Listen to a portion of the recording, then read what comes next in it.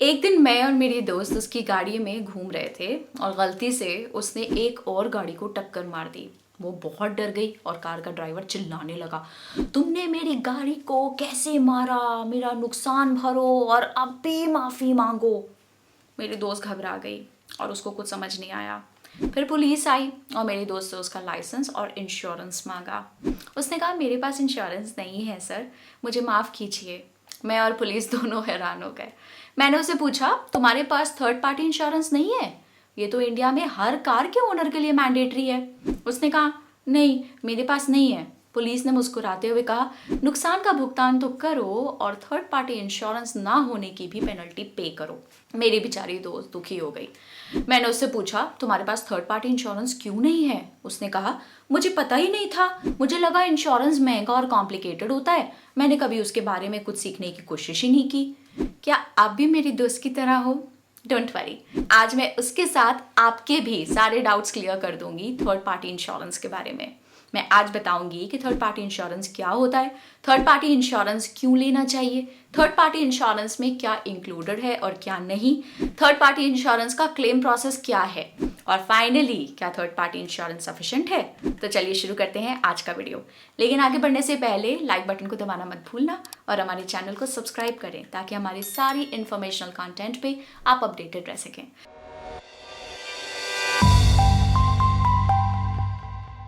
सबसे पहले बात करते हैं कि थर्ड पार्टी इंश्योरेंस होता क्या है। थर्ड पार्टी इंश्योरेंस एक टाइप का इंश्योरेंस है जो हमें हमारी कार से होने वाले एक्सीडेंट के लीगल लायबिलिटीज से बचाती है।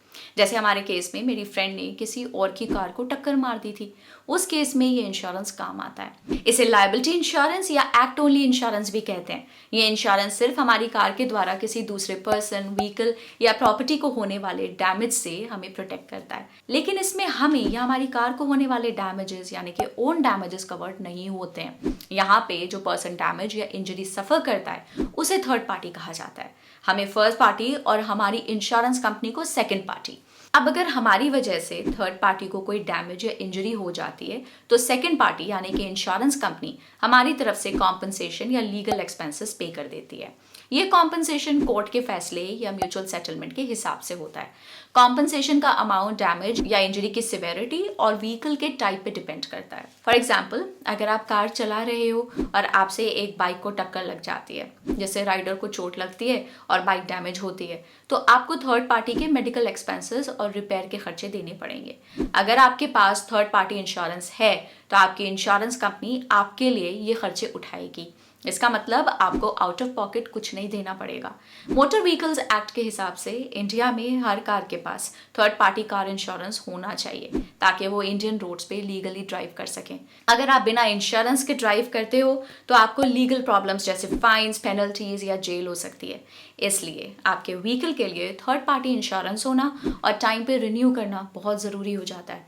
अगर कोई भी बिना इस मैंडेटरी इंश्योरेंस के व्हीकल चलाते हुए पकड़ा जाए तो उसको 2,000 रुपये का फाइन या 3 महीने की जेल हो सकती है। अगर किसी को दूसरी बार ऐसा करते हुए पकड़ा जाए तो उसको 4,000 रुपये का फाइन और या 3 महीने की जेल हो सकती है। अब आप सोच रहे होंगे कि थर्ड पार्टी इंश्योरेंस आप कैसे बाय कर सकते हो। आप थर्ड पार्टी कार इंश्योरेंस को कई जगह से बाय कर सकते हो, जैसे शोरूम जहां से आपने अपनी कार खरीदी थी, सर्टिफाइड इंश्योरेंस एजेंट से, इंश्योरेंस कंपनी के ब्रांच ऑफिस से या फिर ऑनलाइन। लेकिन आखिर आपको थर्ड पार्टी इंश्योरेंस की क्या ज़रूरत है ना? चलिए मैं आपको बताती हूँ। सबसे पहले थर्ड पार्टी इंश्योरेंस एक लीगल रिक्वायरमेंट है, जैसे कि हमने पहले डिस्कस किया। मोटर व्हीकल्स एक्ट के अनुसार इंडिया में सभी व्हीकल ओनर्स के पास एक valid third party insurance policy होना जरूरी है। इसके अलावा थर्ड पार्टी इंश्योरेंस हमें फाइनेंशियल लॉसेस से प्रोटेक्ट करती है। एक्सीडेंट्स कहीं और कभी भी हो सकते हैं और आपको नहीं पता कि आपकी वजह से कोई दूसरा पर्सन इंजर्ड या उनके व्हीकल डैमेज हो जाए। थर्ड पार्टी इंश्योरेंस आपके लिए सब कॉस्ट को कवर कर देता है और आपको आउट ऑफ पॉकेट कुछ पे नहीं करना पड़ता। फाइनली ये इंश्योरेंस प्लान आपको पीस ऑफ माइंड देता है और कोई भी लीगल प्रॉब्लम से बचाता है। अगर आपके पास थर्ड पार्टी इंश्योरेंस है तो आप कॉन्फिडेंटली ड्राइव कर सकते हो, नोइंग कि कुछ भी अनफॉर्चुनेट इवेंट जैसे कि एक्सीडेंट में आप कवर्ड हैं। लेकिन इस पॉलिसी में कवरेज अमाउंट कितना होता है? थर्ड पार्टी लायबिलिटी पॉलिसी में कवर 7.5 लाख रुपीस का हो सकता है। इसके अलावा आपको ये पता होना चाहिए कि अगर आप एक नई कार खरीदते हो तो थर्ड पार्टी कवरेज को 3 साल के लिए कंटिन्यूसली बाय करना पड़ेगा, लेकिन पुरानी कार्स के केस में सिर्फ एनुअल कवरेज अवेलेबल है। पर ये इंश्योरेंस बाय करने के लिए प्रीमियम कितना पे करना पड़ेगा, यही सोच रहे हैं आप? मैं बताती हूँ। कॉम्प्रिहेंसिव कार इंश्योरेंस प्लान के unlike third party car insurance policy के रेट्स यानी कि प्रीमियम्स एक इंश्योरर से दूसरे इंश्योरर तक चेंज नहीं होते। रेट्स को IRDAI यानी कि insurance regulatory and development authority of India ने डिसाइड किया है और वो सभी इंश्योरर्स के लिए स्टैंडर्ड रहते हैं। लेकिन 4 व्हीलर्स और 2 व्हीलर्स के लिए प्रीमियम्स अलग होते हैं। 1 जून 2022 से जिनकी कार की इंजन कैपेसिटी 1000 सीसी से कम है उनके लिए प्रीमियम होगा 2094 रुपीस का। जिनकी इंजन कैपेसिटी 1000 सीसी से ज़्यादा है लेकिन 1500 सीसी से कम है उनके लिए प्रीमियम होगा 3416 रुपीस का, और जिनकी इंजन कैपेसिटी 1500 सीसी से ज़्यादा है उनके लिए प्रीमियम होगा 7897 रुपीस का। और तो और इलेक्ट्रिक कार्स के लिए भी प्रीमियम अलग है जो आप अपनी स्क्रीन पे देख सकते हो। और न्यू कार्स जो 3 साल के लिए इंश्योरेंस साथ में ले सकते हैं उनके लिए प्रीमियम कुछ इस तरह से है। अब नेक्स्ट इंपॉर्टेंट चीज़ आपको ये पता होनी चाहिए कि इस प्लान में क्या इंक्लूडेड है और क्या नहीं। चलिए देखते हैं। सबसे पहले बात करते हैं इंक्लूजन्स की। अगर आपकी कार से किसी और पर्सन जैसे कि पेडेस्ट्रियन, साइकिलिस्ट या दूसरे ड्राइवर को बॉडीली इंजरी या उनकी डेथ हो जाती है तो थर्ड पार्टी इंश्योरेंस आपकी तरफ से इन्हें कॉम्पनसेट कर देगा। और अगर आपकी कार से किसी और पर्सन की व्हीकल को डैमेज हो जाता है जैसे कि कार, बाइक या बस, तो भी ये इंश्योरेंस थर्ड पार्टी को आपकी तरफ से कॉम्पनसेट कर देगी। नेक्स्ट, अगर आपकी कार से किसी और पर्सन की प्रॉपर्टी जैसे कि वॉल, फेंस या बिल्डिंग डैमेज हो जाती है तो ये इंश्योरेंस उसे भी कवर करेगा। और अगर थर्ड पार्टी आपके अगेंस्ट कोई लीगल कंप्लेंट करती है तो ये इंश्योरेंस उस लीगल एक्सपेंस को भी कवर कर देगा। अब बात करते हैं एक्सक्लूजन्स की। थर्ड पार्टी इंश्योरेंस पॉलिसी में आपके खुद के या आपकी प्रॉपर्टी के डैमेजेस या इंजरीज को कवर नहीं किया जाता है। मतलब अगर आपकी कार का एक्सीडेंट हो जाता है और आप इंजर्ड हो जाते हैं या फिर आपकी डेथ हो जाती है तो इंश्योरेंस कंपनी आपको या फैमिली को कॉम्पनसेट नहीं करेगी। अब अगर एक्सीडेंट में आपकी कार डैमेज हो जाती है या फिर आपका कोई सामान या कार चोरी हो जाती है तो भी इंश्योरेंस कंपनी उसे कॉम्पनसेट नहीं करेगी। इसका मतलब टोटल लॉस और स्टोलन कार के केस में आपको कोई कॉम्पनसेशन नहीं मिलेगा।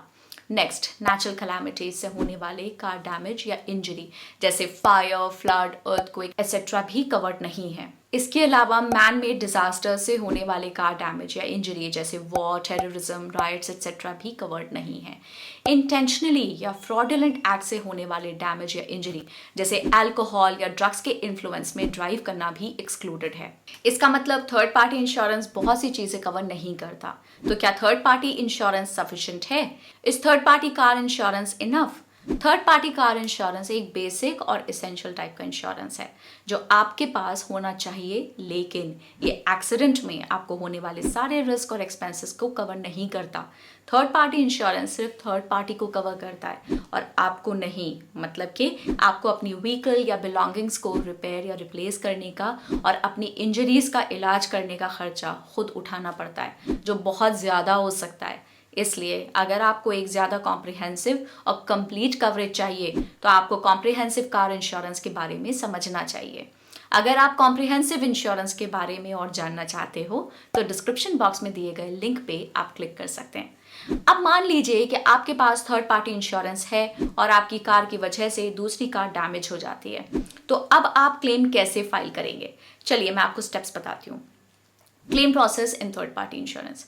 सबसे पहले आपको अपने इंश्योरेंस प्रोवाइडर को कांटेक्ट करना है और क्लेम रजिस्टर करना है। फिर FIR फाइल करनी है। साथ में FIR की एक कॉपी भी रख लेना क्योंकि वो क्लेम फाइल करते समय काम आ जाएगी। अब क्लेम को मोटर एक्सीडेंट्स क्लेम ट्रिब्यूनल यानी कि MACT में लेके जाया जाएगा। ट्रिब्यूनल ये डिसाइड करेगा कि आपको थर्ड पार्टी को कितना क्लेम देना है। जब MACT अपना जजमेंट पास कर ले तो आप अपनी इंश्योरेंस कंपनी को इन्फॉर्म कर दें और अपना थर्ड पार्टी क्लेम फाइल कर दें। इंश्योरेंस कंपनी फिर थर्ड पार्टी को आपके बिहाफ पे कॉम्पनसेट करेगी। थर्ड पार्टी क्लेम फाइल करने के लिए ये डॉक्यूमेंट्स इंश्योरेंस कंपनी को सबमिट करने होते हैं। क्लेम फॉर्म, अपनी इंश्योरेंस पॉलिसी की कॉपी, FIR की कॉपी, ड्राइविंग लाइसेंस की कॉपी, आइडेंटिटी प्रूफ की कॉपी और कोई और पुलिस रिपोर्ट्स हों तो। लेकिन याद रखिए कि आपका क्लेम रिजेक्ट भी हो सकता है अगर आपकी पॉलिसी एक्सपायर हो गई हो एक्सीडेंट से पहले, या डैमेज एक्सीडेंटल नहीं था और नेचुरल और मैन मेड डिजास्टर की वजह से हुआ था, या फिर क्लेम अमाउंट आपकी लिमिट से ज़्यादा का हो।